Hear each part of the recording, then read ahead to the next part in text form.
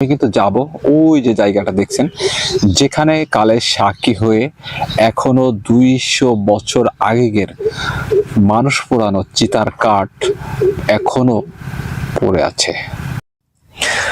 আমার পেছনে আপনারা যে বিশাল পুকুরটা দেখছেন, অর্থাৎ দিঘিটা দেখছেন, এটাই ছিল সেই ভয়ঙ্কর দোহা। এই দহের কারণে এই এলাকার মানুষ কিন্তু আশেপাশে নামতো না। এখানে বিশাল বড় বড় মাছ আর বড় বড় কচ্ছপ পাওয়া যেত।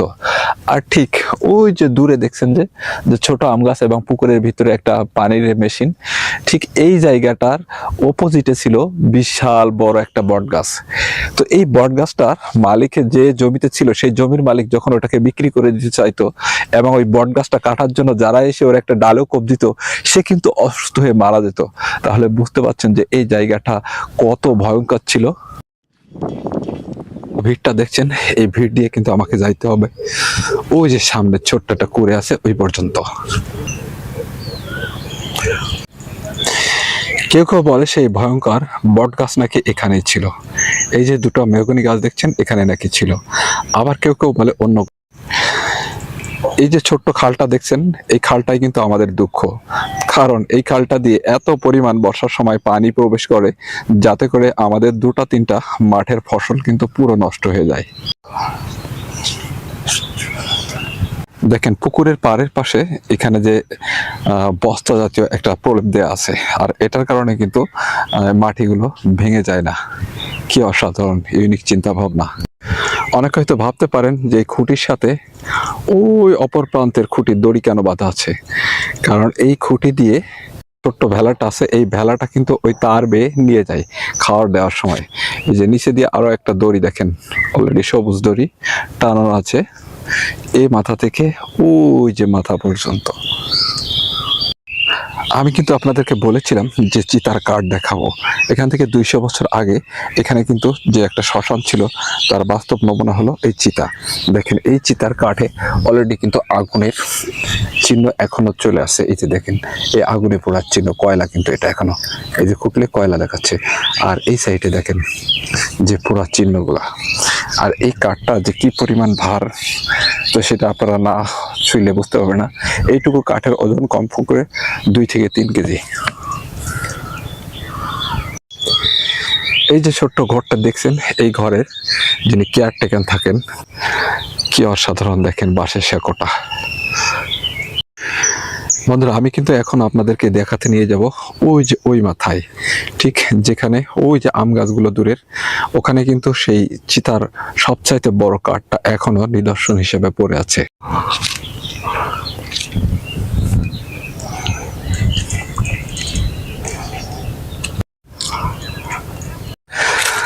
তো যেতে যেতে আমার কাছে এই জিনিসটা কিন্তু খুবই অসাধারণ লাগছে।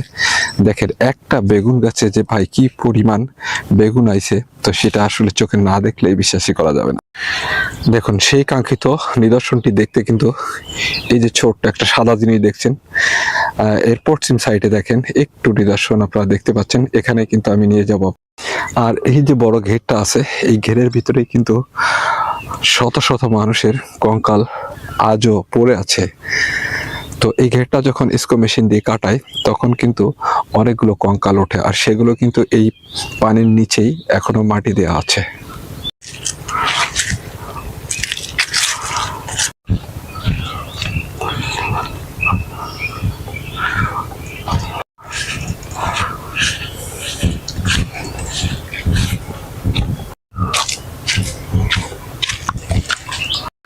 তো যাই হোক, এখন আমাকে কিন্তু এই ভাঙাচোরা রাস্তা দিয়ে যাইতে হবে। এই যেখান থেকে অনেক নিচু নিচু জায়গা থেকে ওই যে ওই জায়গাটা যাইতে হবে। তো যাই হোক, নেমে পড়লাম। এখন আপনাদেরকে সেই কাঙ্ক্ষিত জিনিসটি দেখানোর পালা, যেটা জন্য এই পর্যন্ত আসা। এই যে দেখেন সেই কাঠটি, এই কাঠটি কিন্তু আজও এখানে পড়ে আছে, যেটা এখান থেকে 200 বছর আগের না জানি কার চিতার কাঠ। হয়তোবা কাঠ পোড়ার আগে তার দেহটা পুড়ে গেছিল, তাই এই চিতার কাঠটা যখন পুকুরটা খনন করছিল, তখন কিন্তু এরকম অনেকগুলা কাঠ উঠছিল। তো যেখান থেকে কিছু কাঠ মানুষ নিয়ে গেছে, আর অবশিষ্ট এই 2টা কাঠ এখনো কিন্তু এই জায়গাতে আছে। তো আমরা সবসময় একটা জিনিস অহংকার করি যে মানুষ পচে যাওয়ার আগে, সে কথা বলে কবরের বাস পচে যাওয়ার আগে কিন্তু মানুষ পচে যায়। আর আমরা এই মানুষ হিসাবে এখনো কত অহংকার করি। দেখছেন কত বড় একটা কাঠ, এখনো পানির উপরে কিন্তু কাঠটা ভাসছে।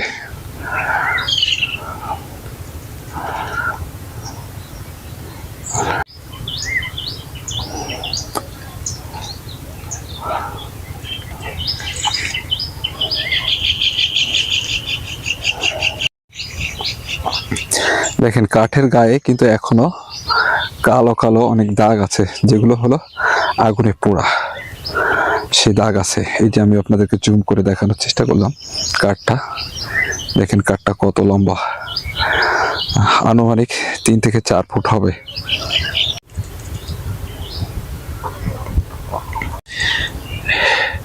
এই যে জায়গাটা দেখছেন, এখান থেকে যত দূরে যায় না কেন, এটা কিন্তু একটা নদী ছিল।